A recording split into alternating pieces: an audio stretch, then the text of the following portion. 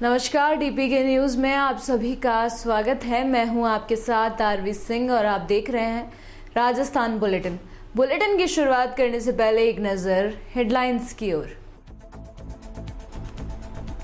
CM Gehlot की आज होने वाली कैबिनेट बैठक स्थगित, अब कल होगा मंथन। जोधपुर में आबकारी निरीक्षकों की जिला स्तरीय बैठक, बकाया वसूली के लिए कार्य योजना तय। जालोर में संविदा कर्मी नर्सेज ने काली पट्टी बांधकर किया विरोध प्रदर्शन, पद संख्या बढ़ाने की मांग।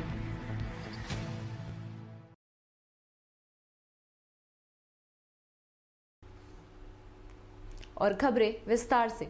मुख्यमंत्री अशोक गहलोत की अध्यक्षता में आज शाम 5 बजे होने वाली मंत्रिमंडल की बैठक अब स्थगित कर दी गई है। मुख्यमंत्री ने खुद ये जानकारी देते हुए कहा कि राहुल गांधी की भारत जोड़ो यात्रा के संबंध में विभिन्न तैयारियों के चलते आज की बैठक को स्थगित कर दिया गया है। अब ये बैठक गुरुवार को होगी। ओबीसी आरक्षण में विसंगतियों को लेकर सभी वर्गों से बातचीत की जाएगी। उसके बाद इस मामले पर निर्णय लेंगे। सभी वर्गों को ध्यान में रखते हुए क्या किया जा सकता है। बता दें कि राजस्थान के सीएम अशोक गहलोत की अध्यक्षता में आज कैबिनेट की प्रस्तावित बैठक थी। इस बैठक में एजेंडों पर मुहर लगाने के संकेत बताए जा रहे थे। बताया जा रहा था कि आज होने वाली कैबिनेट की बैठक में ओबीसी आरक्षण पर अहम चर्चा के अलावा बैठक में कोरोना से जुड़े राहत कार्यों और अन्य कार्यों के लिए सीएम से लेकर मंत्री और सरकारी अधिकारी कर्मचारी को एक दिन के वेतन काटने का निर्णय हो सकता है। तिवरी से अगली खबर है, जहां पंचायत समिति क्षेत्र में राष्ट्रीय लोकतांत्रिक पार्टी के कार्यकर्ताओं ने उद्घोषित बिजली कटौती और किसान विभिन्न बिजली समस्याओं को लेकर सहायक अभियंता कार्यालय और तहसील कार्यालय से 1 किलोमीटर पैदल मार्च कर सहायक अभियंता कार्यालय के बाद प्रदर्शन किया। प्रदर्शन करके विभिन्न बिजली समस्याओं को लेकर ज्ञापन सौंपा। पार्टी के युवा मोर्चा ब्लॉक अध्यक्ष छोटू कैलाश गोदारा ने बताया कि राज्य की किसान कांग्रेस पार्टी बार बार उद्घोषित बिजली कटौती करके किसानों के साथ अन्याय कर रही है। बिजली कटौती के चलते रबी की फसलों और सिंचाई बुरी तरह से प्रभावित हो रही है। नए कृषि कनेक्शन जारी करने में कछुआ चाल, घरेलू बिजली कनेक्शन जारी नहीं करने, समय पर बिजली उपकरण उपलब्ध नहीं होने की, क्षमता से अधिक भार चलने, नए फीडर की व्यवस्था नहीं के चलते किसानों को दोहरा आर्थिक नुकसान झेलना पड़ रहा है।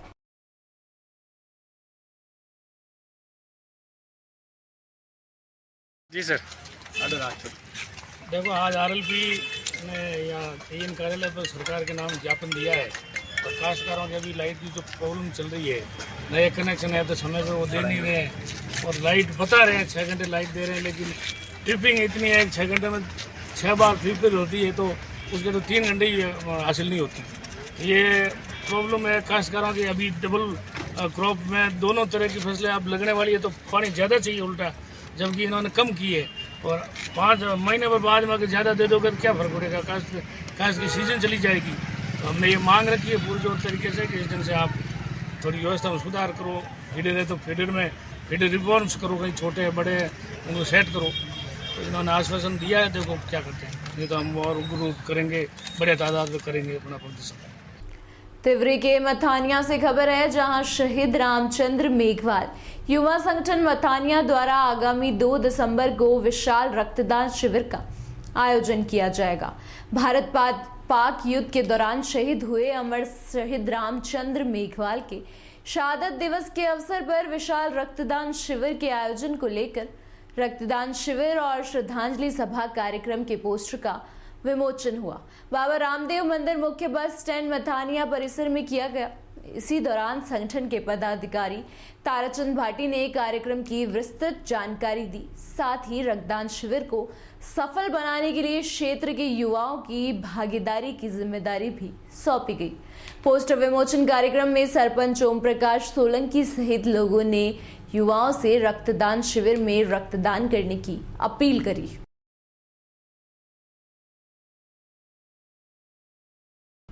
जोधपुर से अगली खबर है, जहां जिले के समस्त आबकारी निरीक्षकों की बैठक जिला आबकारी अधिकारी अंजुम ताहिर सम्मा की अध्यक्षता में हुई। इसमें जानकारी दी गई कि वर्ष 2021 और 22 के कुल बकाया 71 करोड़ 30 लाख धनराशि के समस्त बाकीदारों से 13 करोड़ की बकायदन राशि समायोजन तथा 1 करोड़ की बकाया रोकड़ चालान द्वारा जमा कराई जा चुकी है। इस प्रकार अब शेष 195 बकायेदारों से वर्ष 2021 और 22 की बकाया राशि 57 करोड़ राशि वसूल करने के लिए कार्य योजना बनाई गई है। इसके तहत जिले के समस्त तहसीलों, पंचायतों और नगर पालिका व नगर निगम के 195 बाकीदारों की संपत्ति ज्ञात करने और परिवहन विभाग के बकायेदारों के वाहनों की सूचना प्राप्त करने के लिए निर्देश किया गया। इसके अतिरिक्त समस्त बकायेदारों की बैंक खातों की जानकारी भी प्राप्त की जाकर इन खातों को फ्रीज करने के लिए निर्देशित किया गया। आबकारी विभाग जोधपुर के अंदर 2021-22 के लाइसेंसों के खिलाफ कुल 71.30 करोड़ की बकाया कायम हुई थी। उसमें से हमने समायोजन के द्वारा जो हमारे पास में बैंक गारंटी और सिक्योरिटी राशि जो पड़ी थी उसके द्वारा करीब 13 करोड़ 7 लाख रुपए ऑलरेडी हम वसूल कर चुके हैं और इसके अलावा करीब 1 करोड़ 18 लाख रुपए हमने कैश चालान के जरिए भी रिकवर करवाए हैं। इसके बाद में भी अभी एक बहुत बड़ी राशि है जो करीब 57 करोड़ की राशि है जो भी आबकारी विभाग की विभिन्न खातेदारों के प्रति बकाया चल रही है। इनको सभी खातेदारों को बार बार नोटिस भी दिए गए और बार बार सूचना भी दी गई पैसा जमा कराया जाए, लेकिन इसके प्रति कोई बहुत ज़्यादा अभी तक लोगों ने पैसा जमा करवाने वाली कार्रवाई नहीं की है। तो इसके लिए अब एक विशेष कार्य योजना बनाकर सभी खातेदारों के जो नाम पते हमारे पास में हैं उनसे तहसीलों में, पंचायत समिति में, नगर परिषद में और नगर निगम में हमने लेटर लिखकर उनकी संपत्ति की सूचना प्राप्त करनी शुरू कर दी है और इसी प्रकार की कार्रवाई जेडीए में भी करके जेडीए से भी हमने संपत्ति की सूचना लेनी शुरू कर दी है और जैसे ही हमें इन संपत्ति की सूचना मिल जाएगी उसके बाद में इनकी संपत्ति कुर्क करने की और फिर संपत्ति नीलाम करने की जो LR एक्ट में प्रावधान है उन प्रावधानों के तहत कार्रवाई की जाएगी। इसके साथ में यही सूची हमने परिवहन विभाग को भी भेजी है ताकि इनके नाम पे अगर कोई वाहन वगैरह हैं तो उनको भी सीज करके जो राज्य सरकार का पैसा इनके प्रति बकाया है उसकी वसूली की जा सके। इसी प्रकार से जो लीड बैंक मैनेजर हैं उनके द्वारा हमने जो इनके पैन कार्ड डिटेल हमारे पास में थी उसके ज़रिए जितने भी इनके बैंक अकाउंट हैं बाकीदारों के उनके बैंक खाते फ्रीज करवाने की भी हम कार्रवाई कर रहे हैं ताकि जल्द से जल्द जो राज्य सरकार की बकाया राशि है इसकी अधिकाधिक वसूली की जा सके। बारां के केलवाड़ा से अगली खबर है, जहां समरानिया कृषि उपज मंडी का चुनाव बुधवार को संपन्न हुआ, जिसमें केलवाड़ा निवासी चिरंजन पाठक को समरानिया कृषि उपज मंडी का प्रथम निर्विरोध अध्यक्ष चुना गया। वहीं उपाध्यक्ष के पद पर धर्मेंद्र गुप्ता को निर्विरोध चुना गया। वहीं SDM राहुल महलोत्रा ने अध्यक्ष और उपाध्यक्ष को शपथ दिलाई। इसी दौरान क्षेत्र के लोगों को मुंह मीठा करा के और माला पहनाकर स्वागत किया गया। वहीं पाठक ने कहा कि जल्द से जल्द मंडी को सुचारू रूप से चालू कराया जाएगा और किसानों की समस्या का निवारण कर दिया जाएगा। छिपा बड़ौद से खबर है, जहां राजस्थान पटवार संघ के आह्वान पर ब्लॉक के समस्त पटवारियों द्वारा उपखंड कार्यालय पर एक दिवसीय अनशन और धरना प्रदर्शन किया गया। प्रदर्शन के दौरान उपशाखा अध्यक्ष सुरेंद्र शर्मा ने बताया कि प्रदर्शन स्तरीय नेतृत्व के आह्वान पर 3 जुलाई और 4 अक्टूबर 2021 को हुए समझौते की राज्य सरकार द्वारा पालना नहीं करने के चलते उक्त धरना प्रदर्शन व अनशन किया जा रहा है। आगे भी प्रदेश के नेतृत्व में आदेशों की पालना करने के लिए आंदोलन जारी रहेगा। धरना प्रदर्शन के दौरान उपाध्यक्ष भूरीबाई नागर, मंत्री कपिल मालव संगठन, मंत्री दीपक कुशवाहा, कोषाध्यक्ष सुषमा, संयुक्त मंत्री विजय बहादुर समेत पटवारी अमित मीणा सहित लोग मौजूद रहे।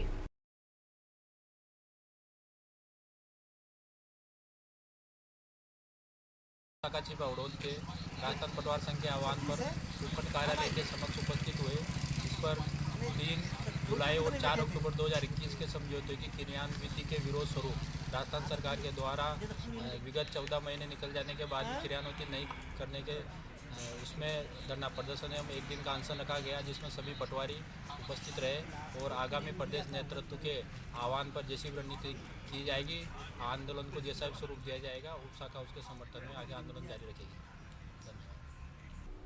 अलवर से अगली खबर है, जहां 19वें सर्व जातीय सामूहिक विवाह सम्मेलन में 21 जोड़ों को 100 वर्ग गज भूखंड और 5 लाख का दुर्घटना बीमा, गले का मंगलसूत्र, सोने के नाक की बाली, चांदी की पाजेब, चांदी की टिकिया, चांदी की अंगूठियां, डबल बेड, LED टीवी, गद्दा सेट, 2 तकिए, कंबल और सूटकेस, ड्रेसिंग टेबल, बेडशीट, बक्सा, पैंट, शर्ट, टेबल, 2 कुर्सियां, गैस का चूल्हा, स्टील की बाल्टी, पंखा, काशी का वाटिका, आटा की टंकी, बर्तन रखने का तरीका, टेबल पंखा, बाल्टी, ओवन, स्टील की टोकरी, वेजिटेबल कटर, केस, रोल, दीवार और घड़ी, वरमाला, हाथ की घड़ी, वरवधु श्रृंगारदानी, तोरण, 21 बर्तन और शादी का जोड़ा। वधु के लिए सम्मान वितरण किया गया। सामान वितरण करते समय विक्कू सुमेघ सागर ने केंद्रीय शिक्षक परीक्षण चैत्य भूमि दादर मुंबई महाराज के सानिध्य में कार्यक्रम के मुख्य अतिथि अशोक सेनी, डायरेक्टर अपना घर शालीमार कार्यक्रम की अध्यक्षता सुरेश माली, प्रदेशाध्यक्ष विशिष्ट अतिथि कृष्ण कुमार खंडेलवाल, जिला अध्यक्ष पर्यावरण संरक्षण प्रकोष्ठ जिला कांग्रेस कमेटी अलवर गणेश कुमावत, काफी संख्या में संस्थान के पद कार्यकारिणी में पदाधिकारी उपस्थित रहे। कृष्ण कुमार खंडेलवाल, जिला अध्यक्ष पर्यावरण प्रकोष्ठ जिला कांग्रेस कमेटी अलवर। आज निशा होम केयर की डायरेक्टर श्रीमती निशा सैनी जी और गजानन सैनी जी के नेतृत्व में जो अलवर जिले के सर्वजातीय सम्मेलन में जो शादी विवाह में सामान दिया जाता है, जिसमें सामान के अंदर चांदी की अंगूठी भी है, सोने की नाक की बाली भी है और गद्दे भी है, बेड भी है, LED टीवी भी है और जो किचन का सामान है, बर्तन भी है और जो विवाह के अंदर खाना बनता है उसकी सामग्री भी है इसके अंदर। इसमें ये प्रति वर्ष इसको सम्मेलन के लिए लोगों तक ये जो काम कर रहे हैं, वैसे प्रशंसनीय कार्य, बहुत अच्छा कार्य है कि ये गरीब को जो संस्था इनका सहयोग कर रही है जयपुर की, और ये जो इन्होंने बीड़ा उठाया है अलवर जिले में, इससे बढ़कर के, इससे पुण्य से बढ़कर कोई काम नहीं है। इसके साथ साथ में निशा सैनी जी समय समय पर पौधारोपण के कार्यक्रम में भी बहुत भागीदारी निभाती हैं। शहर में पानी को पिलाने का काम भी ये टैंकरों से करती है। जो हॉस्पिटल में जब गर्मी होती है बहुत ज्यादा, तो उस समय 3 महीने ठंडा पानी ये पिलाकर 3 महीने वहाँ उनकी सेवा करती है। क्योंकि हॉस्पिटल में जिले के सारे लोग वहाँ आते हैं मरीजों को दिखाने और वो पानी के लिए तरसते हैं, तो वहाँ पर 3 महीने अगर पानी मिल जाता है सुकून, तो कितना सुकून लोगों को मिलता है। मैं तो इस अवसर पर यही कहना चाहूंगा कि इसमें एक बात और है कि जो संस्था इन पेयर को भूखंड भी दे रही है, साथ में जयपुर में एक वर्गज का, और विशेष रूप से जो राशि इनसे ली जाती है, सहयोग राशि, कोई खास विशेष राशि नहीं ली जाती, जो भी ली जाती है नॉर्मल राशि ली जाती है, लेकिन बाकी संस्था इनका भरपूर इनका सहयोग करती है। निशा होम केयर की डायरेक्टर निशा सैनी। ये घर के लिए सामान दिया जा रहा है, ये जो समृद्धि सामाजिक सेवा संस्थान हेड ब्रांच जयपुर में और अलवर में इसका काम मैं देखती हूँ। सुरेश जी माली इसके हेड हैं और ये जो घर पर शादी करना चाहते हैं उनके लिए हम ये सारा सामान उपलब्ध कराते हैं, जो कि सामान जैसे कि मैं बताऊं कि आप लोग देख रहे हैं और यहाँ है, खाने से लेके राशन तक सारा घर गृहस्थी का सामान उपलब्ध कराया जाता है। मैडम कब से कर रहे हैं कार्यक्रम? ये मैं कर रही हूँ कोरोना काल से, जब से कोरोना चला था तब से करती हूँ। फर्स्ट में 600 जोड़ों का सामान यहाँ दिया गया था, उसके बाद कभी 250, कभी 300, कभी 200 ये सामान दिया जा रहा है। मैडम ये कार्यक्रम करने का आपको प्रेरणा किस जगह से मिली? मेरे को प्रेरणा तो ये जो संस्थाएं हैं वहाँ से मिली। ये मुझे जब मैंने देखा कि कोविड में लोगों की हालत ऐसी हो रही थी कि जहाँ सबके काम बंद हो गए, ऐसा हो गया, तो जब हम 3-4 संस्थाओं ने जयपुर से एक बीड़ा उठाया कि हम इस काम को जितनी हमारी शर्त होगी हम करेंगे। और की तरफ से ये सार्वजनिक और सामूहिक विवाह सम्मेलन किया जा रहा है, कैसा लग रहा है आपको? ये गरीबों के लिए भी बहुत अच्छा है ये। देखो ये जो है ना, अब गरीब आदमियों के लिए तो बहुत बढ़िया है। जो छोटा मोटा जो भी सामान है बढ़िया सामान है और बढ़िया जो है जितना बढ़िया खाने पीने का सामान भी है और टेबल है, कुर्सी है, बेड है और LCD भी है और बढ़िया चीज़ है जी। आप संतुष्ट हैं? हम संतुष्ट हैं। 2 जोड़े हैं हम आपके? 2 जोड़े हैं जी। क्या क्या है मतलब जैसे? 2 बेड हो गए, अलमारी है, ड्रेसिंग टेबल है और कुर्सियां हैं और 5 टोम्बी है जी, चांदी की है और सोने की है एक चीज़ और 3-4 चीज़ चांदी की है। क्या नाम है आपका? मेरा नाम रणजीत है।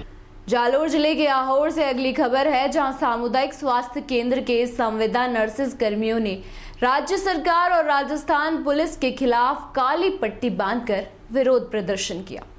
नर्सिंग प्रभारी बाबूलाल बावल ने बताया कि राज्य सरकार ने 1279 न्यूनतम नर्सिंग अधिकारी की भर्ती निकाली थी, जिसकी पद संख्या बढ़ाने की मांग को लेकर जयपुर में एकत्रित हुए थे, लेकिन वहां की पुलिस ने संविदा नर्सेज पर लाठियां भाजी और उसकी हम घनघोर निंदा करते हैं। राज्य सरकार से हमारी जायज मांगों की अपेक्षा करते हैं।